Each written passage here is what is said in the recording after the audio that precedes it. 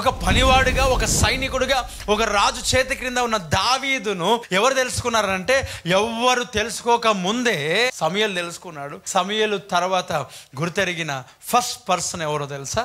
సౌలుకు తెలుసు. కానీ సౌలు ఏం చేస్తున్నాడంటే అధికారం తనకి ఇద్దామని అనుకోవట్లేదు. కానీ యోనాతాన్ ఏం చేస్తున్నాడంటే దేవుని యొక్క ప్రణాళికకు అంగీకరిస్తున్నాడు. దైవజనుడు ఈ వ్యక్తిని దేవుడు అభిషేకించమన్నాడు, ఈ వ్యక్తికి దేవుడు ఈ బాధ్యతని ఇవ్వమన్నాడు, ఈ వ్యక్తికి పనిని దేవుడు అప్పగించాడు అని ఒకవేళ దైవజనుడు ఆయిల్ పోసి నూనె పోసి నిలబెడితే అక్కడ అందరూ ఏం చేస్తారు తెలుసా?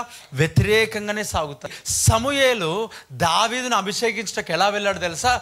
చాటున వెళ్ళాడు. అభిషేకం అనేది కొందరిని మందిని బట్టి, కొంతమంది వ్యక్తులను బట్టి అభిషేకం అనేది, దేవుని మాట అనేది నీకు సీక్రెట్గానే కొన్ని సందర్భాలు వస్తుంది. వేస్తున్నాములే ఆమేన్.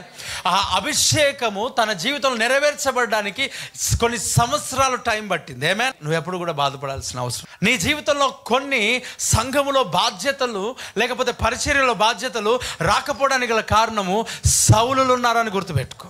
నీ జీవితంలో పరిచర్యలోనే కాదు, వ్యాపారంలో కానీ, జాబ్లో కానీ నువ్వు ఆశీర్వదించబడకపోవడానికి గల కారణము గుర్తుపెట్టుకో, సౌలులు ఉన్నారు అని. సమూయేలు ఏం చేస్తున్నాడు? సమూయేలు, ప్రభు నేను ఎలా వెళ్ళాలా? సౌలు చూస్తే నన్ను చంపేస్తాడనంటే నీవు యెహోవాకు బలి అర్పిస్తానని వెళ్ళంట. అంటే సౌలు యొక్క జీవితం ఏంటనంటే దావీదు ఎదుగుదలను చూసి ఓర్వలేని ఒక పరిస్థితి.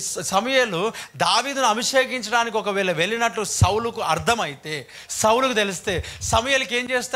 నేను ఇక్కడ రాజును ఉండగా ఇంకొకరిని ఎందుకు ఏర్పరచుకున్నాను? అంటే ఒక దైవజనుడు ఎవరైనా పరిచర్య చేస్తారేమో అని చెప్పి కొంతమందిని ఏర్పరచుకుని ఉంటే కొంతమంది ఏం చేస్తారో తెలుసా? వ్యతిరేకంగా తిరుగుతారు. సౌలు ఉన్నాడు. అందుకొరకే నీ జీవితంలో అభిషేకము ఆలస్యం కాదు, అభిషేకము సీక్రెట్గా జరుగుతూ ఉంది. ఆమేన్. అనాయింటింగ్ ఎలా జరుగుతూ ఉంది?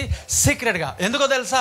నీ అనాయింటింగ్ సౌలు చూస్తే ఓర్వలేడు. ఒకరోజు నీ అనాయింటింగ్ బయటకు వస్తుంది, ఆ రోజు సౌలు కనబడడు. గడిగా చపడకూడదు, దేవుని స్తుతిస్తూ గడిగా దేవునికి మహిమ కలుగును గాక. ఆ రోజు సౌలు ఏం చేయబడడు? కనబడడు. దావీదు యొక్క అభిషేకం యొక్క సమయం ఆసనమైనప్పుడు సౌలు కనబడ్డాడని అంటే తన కత్తి మీద తానే పడి ఏం చేశాడంట? స్వార్థముతో దేవుని పని చేసిన, స్వార్థముతో ఉన్న, అసూయతో ఉన్న వారికి వారు ఏం చేస్తారు తెలుసా? సూసైడ్.